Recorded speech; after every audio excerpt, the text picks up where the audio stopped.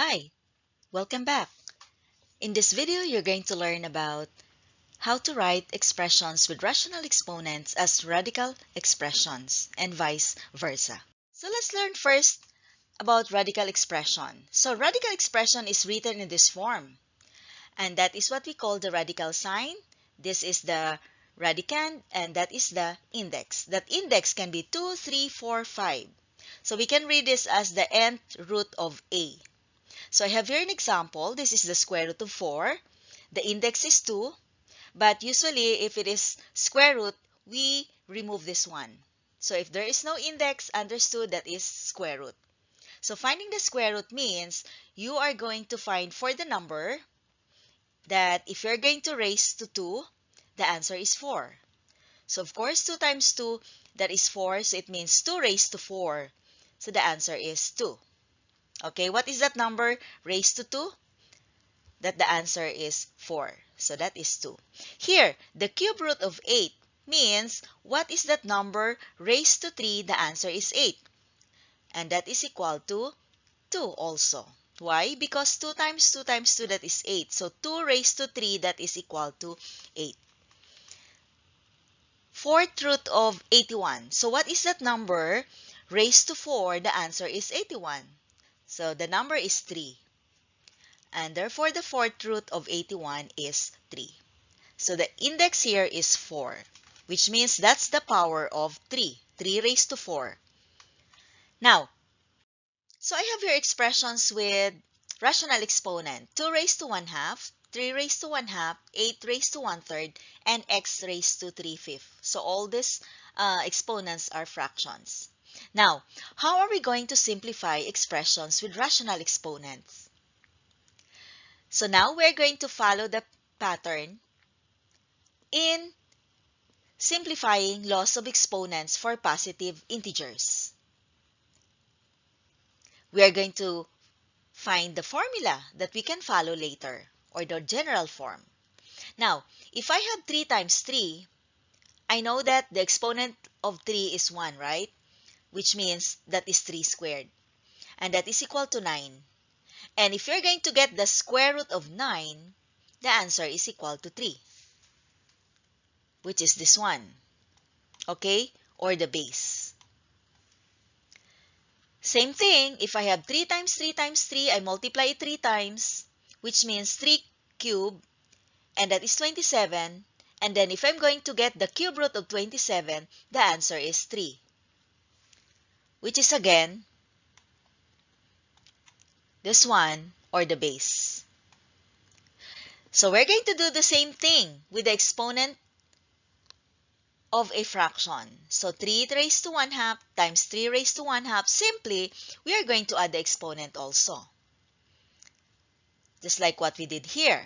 1 and 1, and that is 2. So 1 half plus 1 half is simply equal to 1. So that is 3 raised to 1. Understood? There is 1 here. And if you're going to get now the square root of 3, which means that is equal to 3 raised to 1 half, which is this one, or the base here. Same thing, if I multiply this 3 times, 3 raised to 1/3 times 3 raised to 1/3 times 3 raised to 1/3, I am just going to add the exponent. 1 plus 1 plus 1, that is 3 over 3, that is still 1. So 3 raised to 1. If I'm going to get the square root, or sorry, if I'm going to get the cube root of 3, because there are 3 already, I multiplied it 3 times. Cube root of 3, which means the answer is 3 raised to 1/3. Okay? So now, we can say that 3 raised to 1 half is the same as or equal to square root of 3. And if you have 3 raised to 1/3, that is equal to the cube root of 3. So we have a pattern now. So let's generalize that. If we have a raised to 1 over n, which means the exponent is 1 over n can be any number, and that is now equal to the nth root of a. Okay? So here, The denominator here, that's the power here, or the n root, or the index. And the numerator here, that's the exponent here of the radicand. So now let's put it there so we have a pattern to follow. Now, look at this one. A raised to m over n. So what happened here is the numerator is no longer 1. That is letter m. Here is 1, here is m. Which means this can be any number also. So if you have this, same thing, that would be the exponent of the radicand. And this n still the index. Or you can write it this way also. This is the shortest way also on how to simplify. So nth root of a, it means you are going to extract the nth root first before squaring. Here, you are going to square first before extracting the nth root. Okay, so now let's write this given expressions with rational exponents to radical form, which means that is equal to the square root of x. 4 raised to 1/2 is equal to the square root of 4. And we can simplify that as 2. Now here, that is now this number. Okay, look at this one.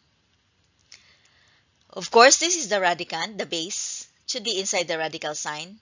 This 2 is always the exponent. And the 3 is what we call the index, the denominator. So take note, the denominator is the index.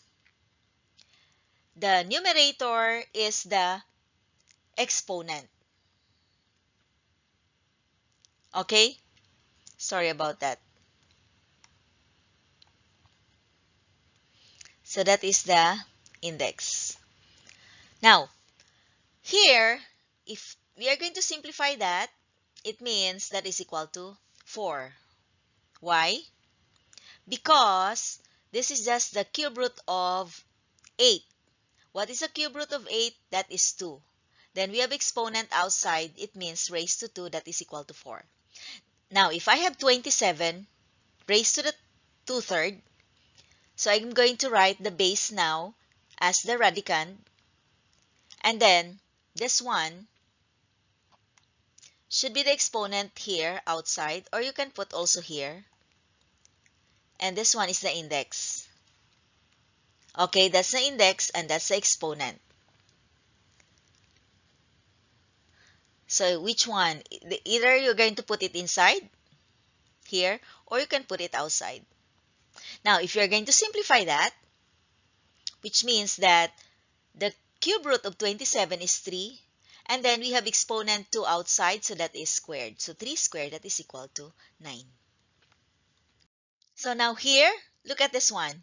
5, then only x raised to 2/3, which means that 5 should not be inside the radical, only x. So we have now 5 times the cube root of x squared. Okay, so 3 should be there and 2 should be there. Next, we have 2a should be outside because only b raised to that fraction. So what is inside the radical sign is b squared. And that is therefore the 5th root of b squared. So again, 5 and then 2 here. Next, we have inside the radical sign should be the quantity x plus y. And that is the 5th root. Here the 5th, and then the denominator, then the exponent should be here. And then we have here, inside the radical sign should be ab, and raised to 3. And this should be 4. Okay. Now, look at this one. You can still simplify.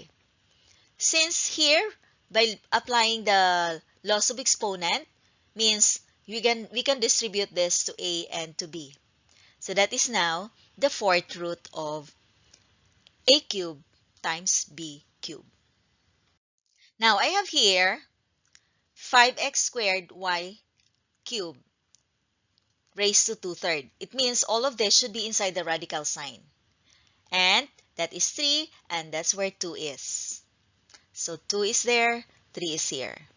Now, this one raised to 2, which means we can distribute this, 5 squared.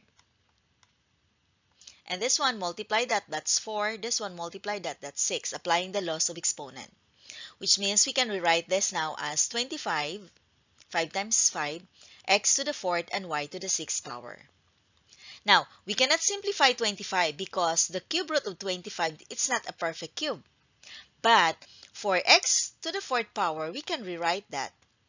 Okay, so let's rewrite that expression. We can just simply write 25 there, but x to the 4th, I can rewrite that as x to the 3rd times x. And the y to the 6th power, I can rewrite that as y to the 3rd power and y to the 3rd power. So therefore, since this is cube root, I can simply find the cube root of x cubed, and that is x. I can bring that outside the radical sign. For y cubed, that is the cube root of y cubed, that is y.